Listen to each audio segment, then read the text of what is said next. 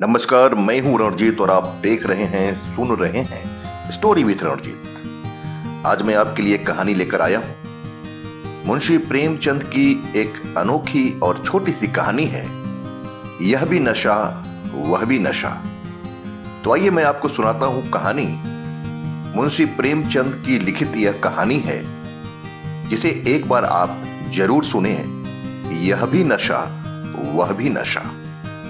होली के दिन राय साहब पंडित घसीटे लाल की बार हदरी में भंग छन रही थी कि सहसा मालूम हुआ जिलाधीश मिस्टर बुल आ रहे हैं। बुल साहब बहुत ही मिलनसार आदमी थे और अभी हाल ही में विलायत से आए थे।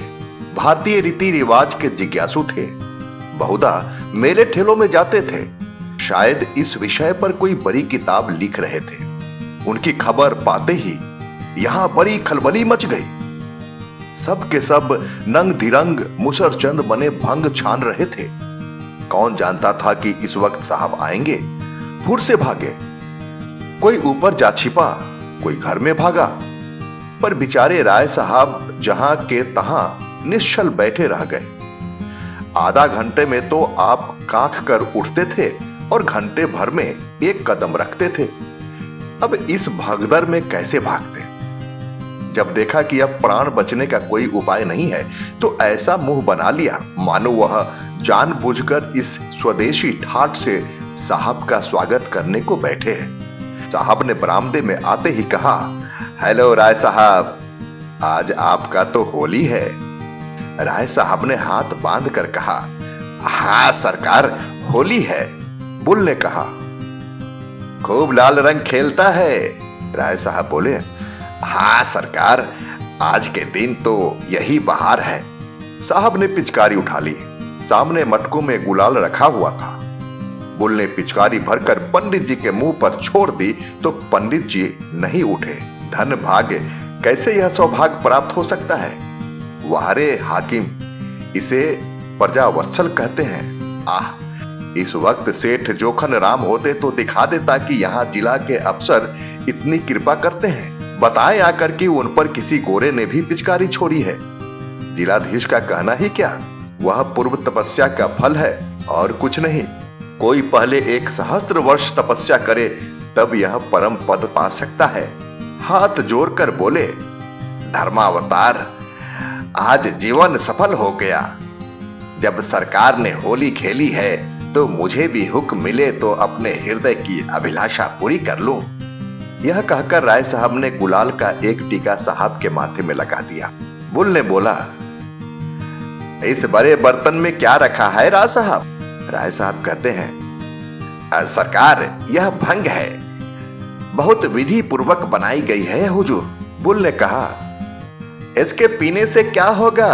राय साहब कहते हैं, हुजूर की आंखें खुल जाएंगी, बड़ी विलक्षण वस्तु है सरकार। बुल ने कहा, हम भी पिएगा। राय साहब को जान पड़ा मानो स्वर्ग के द्वार खुल गए हैं और वह एक पुष्पक विमान पर बैठे ऊपर उड़े चले जा रहे हैं। गिलास तो साहब को देना उचित न था, पर कुल्हड़ में देते संकोच होता था। आखिर बहुत ऊंच नीच सोचकर गिलास में भंग उड़ेली और साहब को दी। साहब पी गए। मारे सुगंध के चित्त प्रसन्न हो गए। दूसरे दिन राय साहब इस मुलाकात का जवाब देने चले। प्रातःकाल ज्योतिषी से मुहूर्त पूछा। बाहर रात गए साइत बनती थी, अतएव दिन भर खूब तैयारियां की। ठीक समय पर चले। साहब उस समय भोजन कर रहे। खबर पाते ही सलाम दिया। राय साहब अंदर गए तो शराब की दुर्गंध से नाक फटने लगी। बेचारे अंग्रेजी दवा न पीते थे। वो अपनी उम्र में शराब कभी न छुई थी। जी में आया कि नाक बंद कर ले, मगर डरे कि साहब बुरा न मान जाए। जी पचला रहा था, पर सांस रोके बैठे हुए थे। साहब ने एक चुस्की ली और गिलास मेज पर रखते हुए बोले, राय साहब, हम कल आपका बंग पिया है, आज आपको हमारा बंग पीना पड़ेगा। आपका बंग बहुत अच्छा था, हम बहुत सा खाना खा गया।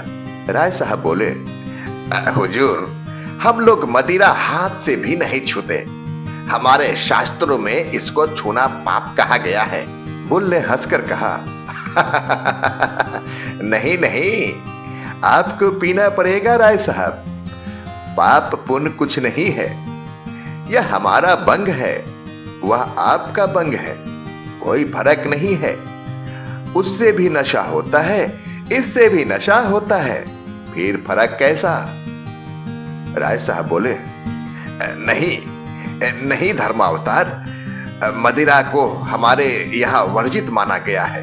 बुल ने कहा, ऐसा कभी होने नहीं सकता। शास्त्र मना करेगा तो इसको भी मना करेगा, उसको भी मना करेगा, अफीम को भी मना करेगा। आप इसको पिए, डरे नहीं, बहुत अच्छा है। यह कहते हुए साहब ने एक गिलास में शराब उड़ेल कर राय साहब के मुंह से लगा ही तो दी।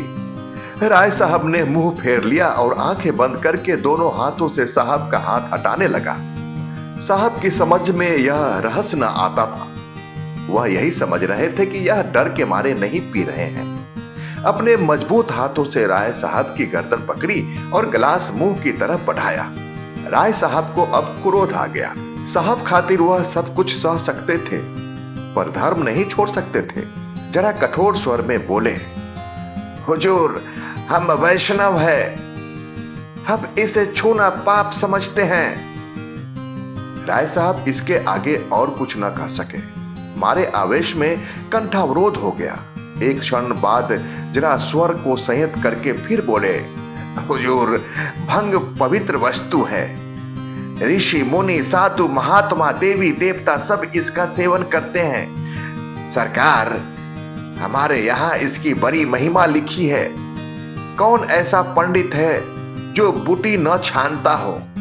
लेकिन मदिरा का तो सरकार हम नाम लेना भी पाप समझते हैं। बुल ने गिलास हटा लिया और कुर्सी पर बैठकर बोला, तुम पागल का माफिक बात करता है। धर्म का किताब बंग और शराब दोनों को बुरा कहता है, तुम उसको ठीक नहीं समझता।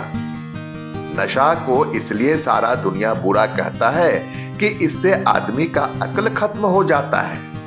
तो बंग पीने से पंडित और देवता लोग का अक्ल कैसे खत्म नहीं होगा, यह हम नहीं समझ सकता। तुम्हारा पंडित लोग बंग पीकर राक्षस क्यों नहीं होता?